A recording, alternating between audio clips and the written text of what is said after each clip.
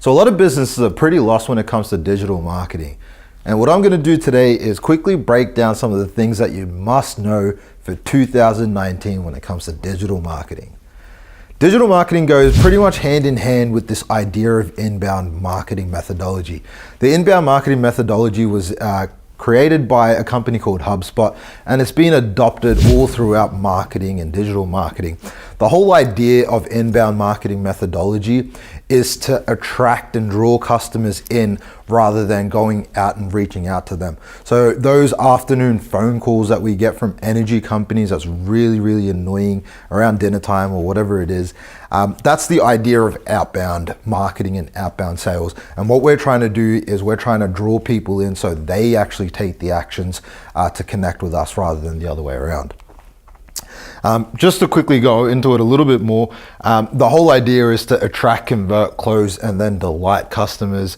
And the journey that they're going through as far as a person is they're going from a stranger, turning into a visitor, into a lead, into a customer, and then into a promoter. That's actually helping bring back new strangers. So getting started in digital marketing or giving your digital marketing a boost or a refresh or whatever it is for 2019, first checklist for you is to make sure that your website is ready for 2019. First thing is making sure that it's mobile optimized and mobile responsive. If it's not, that means you're pretty far out of date, at least 5 to 10 years, and you really want to catch up. So make sure that a new website that you're building or the existing one is optimized. Second thing is you want to make sure that your keywords have been optimized into the site. So keywords are basically the different words or phrases that people are typing into Google or YouTube to find solutions to the type of products and services that you sell. You want to go in and find out what those keywords are using a couple of tools. I'll tell you about it a little bit later. And you want to be making sure that your content is optimized to that. The next thing is you want to use a ton of videos and photos. Videos and photos are just a lot more engaging than just a bunch of text. And what you want to do is you want to use as much videos and photos as you can throughout your marketing year, in your website, in your content, in your ads and everything like that, to have a better chance of engaging with your potential customers. Another big one is you want to make sure that you've got call to actions all throughout your site. So the idea of your website is to convert visitors into leads or customers. So having call to actions or actions for a visitor to take that takes them into the next step of being a customer or a lead or something like that is really what you want to be doing with your website. You want to encourage them to take that next step through call to actions. Blogs and resources is a big one. So your business should be specializing in something, and your business in theory should be an expert, and the people within the organization should be experts as well. So writing blogs or resources that come from an expert opinion is really helpful for your customers or potential customers to understand about your products, solutions and services and everything like that, and to ultimately make a decision. It also helps put you in a nice position or on a bit of a pedestal in amongst your audience, because you are now a person with authority if you are writing about all that kind of stuff. You want to have nice service and products pages where it showcases your products really well through videos and photos, but also explains how it works or explains how it gets used and everything like that. If you don't have a CMS or a WordPress or Wix or something along the lines of that helps you manage the content of your website, the chances are that your website is really out of date and you need to update. So in moving forward, you want to make sure that you've got a nice CMS. A good one is WordPress. The whole what CMS stands for is content management system. So a website should have a CMS to be able to manage the content on it, especially in this day and age. And the next thing you want to make sure is to create landing pages. So landing pages are basically pages that are designed to help convert visitors into a lead through using a lead magnet. So this could be the sign up to a webinar or a newsletter, or it could be an ebook or something like that. But landing pages are designed to promote one single thing and to ideally convert a visitor into a lead. So keywords and keyword phrases, these are the things that people are typing into Google and all the search engines to find the solutions that your business is providing. So a couple of things just to touch on is Google Keyword Plan is a big tool that can really help you. So make sure to check out Google Keyword Planner and then use those keywords that you discover about your business and your products and services throughout your website and as ideas or starting points for all your content. Ad campaigns. So there's 3 key benefits to running online ad campaigns.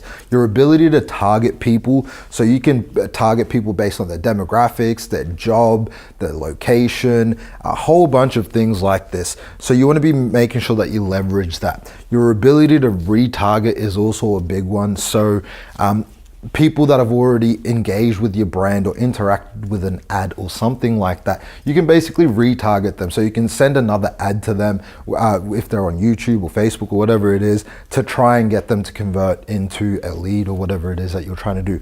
And the other big one is the metrics that you can get from running ads. You can understand if it's males or females that are engaging with your content versus where they are engaging and how long and what day and everything like that. And the idea is that all that information helps you scale in the future or helps you optimize your ads in the future. Some of the platforms to quickly touch on when it comes to online advertising campaigns is AdWords, which is Google and YouTube. That platform helps you run ads on both those places. Facebook ads is for both Facebook and Instagram and has a whole bunch of data and a whole bunch of powerful things that you could be doing there. And LinkedIn is the other obvious big one to be running ads. Something a little bit special about LinkedIn is that in a B2B space, it's really powerful to know that you can target organizations or just job titles. It really goes a long way into generating leads. The whole idea of all of this is to get what's known as your CPA. Your CPA is your cost per acquisition, and the idea is to get that number as low as you can. So some companies are spending $200 a lead while other companies are spending $30 a lead. It varies in industries and organizations and your tactics and everything like that. But ideally you want to have like a $30 or $50 cost per lead. Once you have that number, by running a bunch of experiments on all these ads, using all the different tools and everything like that, you can, once you have that right, nice, healthy number, you can scale that ad. So if you know that it costs you $30 to get a lead, you can put in $30,000 worth of ad money at the top and you'll know that you'll get 1,000 leads that comes out the bottom. Or yeah. So that's the idea of running online ads, and it's something really powerful. Social media, so this is separate to running ads. This is just managing your general social media pages. The key thing to remember is that it's like having a community or like having a bunch of family and friends around at a dinner table and you're trying to keep them entertained. So a couple of things that you could be doing is to keep posting in a casual and engaging way that does provide value to them. So it might be that idea of a political discussion at the dinner table, just for a bit of fun. In a similar way, you could share news about your industry by being casual and engaging. The idea is to share as much as you can. Once a day is becoming a pretty common thing, but if that's hard, at least 2 or 3 times a week should help you a lot. Join in on conversation. So whenever someone's having a conversation on a topic that might be appealing to you, join in on that conversation and position yourself as a bit of an expert and a bit of a go-to person that knows a little bit about that industry and the space. And it shows people that you're active, basically. Final thing that you should be doing on social media is direct messaging people. So I've had a bunch of examples of direct messaging people, connecting with them, having a coffee with them, and that converting into like a $10,000, $20,000, $30,000 project. So direct messaging them and keeping up to date, just as friends would, is a big one for what you should be doing on social media. Email marketing is a big one. There's 2 big reasons why you should be using email marketing. Your ability to personalize is huge. So using a person's first name and their company name and everything like that in an email is really powerful because to them, it feels like it was made for them. These text heavy ones are actually doing a lot better than those older sharing your blogs and newsletter style ones. The other big thing about email marketing that you want to focus on is the ability to automate. So you can have an email go out 3 days after someone signs up to a list, or you can have it if someone clicks on a certain link on the list, you can have it so that another email goes out. You can have another email go out if someone doesn't open their email. There's a whole bunch of different things that you could be doing. And the whole idea is you can have a personalized, automated conversation with your very kind of top-end, warm-ish leads. And you could be automating that process for them to actually become a really nice hot lead before your sales team is spending any resources, time, or energy into it. So email marketing becomes really powerful. Lead magnets is a big one. So the whole idea is you want to create content that people are willing to transact their contact details for. So complimentary resources is the general gist of it. Anything that's got value in it that they're happy to read and find out about is what you want to be doing. And this usually comes in the forms of ebooks, webinars, event tickets, reports, and things like that. So an ebook could be something just like what I've got here, where it's teaching people about marketing. So if you're a real estate agent, maybe you can write an ebook about interior decoration to increase the value of someone's property. So there's things like this that you could be doing with lead magnets. The general rule of thumb is pack as much value, make sure it's relevant, and get it on a landing page or something like that, so you're having a transaction with the audience or your prospective customers, so you're getting their contact details every time they decide to download or something like that. Videos is a big one. We can go into that in a lot of detail, but the general idea is you want to be creating content in all sorts of different areas that your audience can engage with. So a quick and easy one is client testimonials and case studies. Showcasing positive experiences that people have had with your brand is just really powerful, a lot more powerful than you saying it. Creating content and events.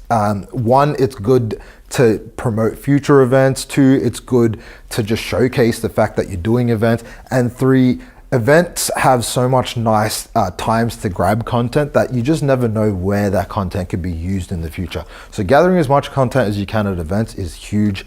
Showcasing your culture through video is another big one. You want to show off what your staff is like and how cool you guys are and everything like that. So little bits and pieces of videos in the About Us section of a website becomes really powerful.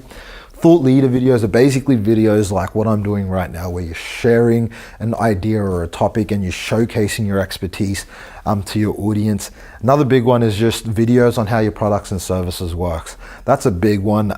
You want your audience to be able to make decisions on your products and services by themselves. Having videos out there showing them on how all those things works gives them that power to be able to make decisions by themselves.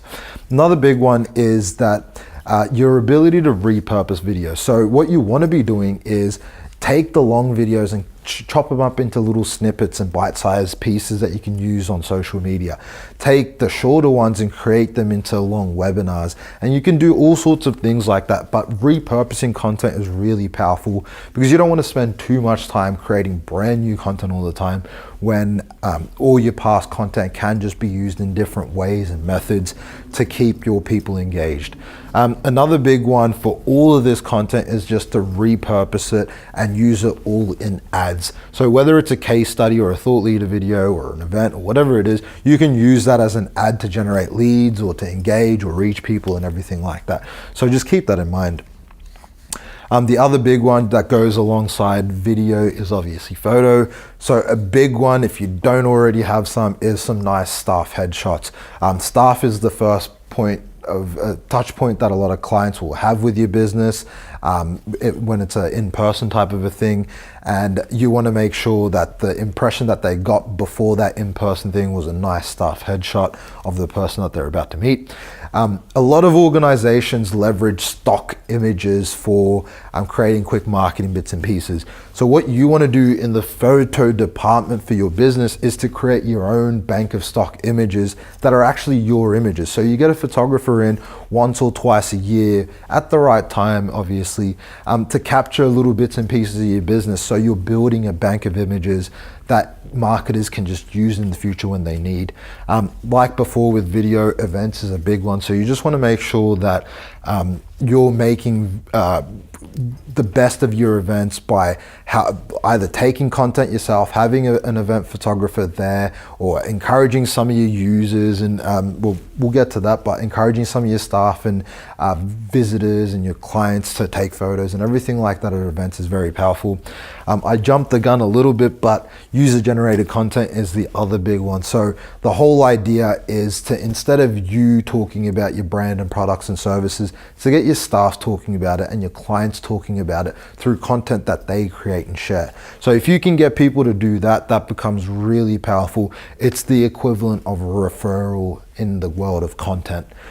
Products and services, you want to make sure that photos are being made of both your products and services, depending on which one you have, that showcases it all in a nice way, and it inspires people to want to purchase and everything like that.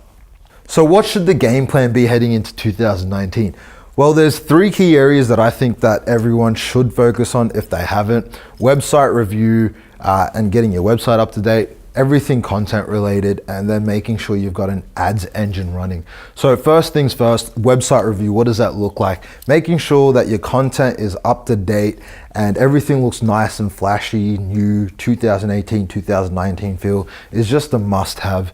Optimizing keywords, so doing all that keyword research, understanding what words your website needs to be talking, and getting that all optimized is just another big must. And having call to actions all throughout your websites, obviously at the relevant places at the right time and everything like that, but you want to have call to action so you can convert those visitors into some sort of a lead or into some sort of a person that could potentially be doing business with you in the future. Next thing is just going all out on content. You want to be making sure that you get your team involved, yourself involved, whatever it is that you can to be creating really engaging content from your brand. This could be in the form of lead magnets. It could be the videos and photos and everything that we were talking about. But the whole idea is to make sure that you're doing something to be engaging your audience, keeping it a little bit fun, but more importantly, keeping it valuable is the most important thing. So content should just be a thing that you're doing day in, day out. And then the ads engine is the other big one. So you want to be making sure that you're running a whole bunch of experimental ads to begin with, to figure out what type of ad works best for your business. And then once you've run a whole bunch of experiments and things like that with little budgets here and there, you'll get a rule. You'll get a golden number basically where it's what's known as a CPA, or a cost per acquisition. And the whole idea of that is to know that, hey, it only costs us $50 to generate a lead running this ad.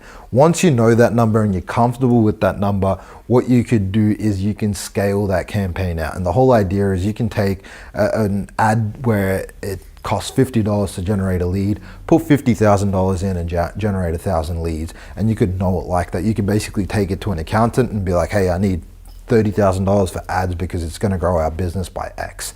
So you can get it down to something like that. And the whole idea is to be running those experiments, making it all happen, getting that data. And once you understand the data, is to have an engine that's running every month, that's fueling $1,000 in and generating $100,000 worth of work or something like that.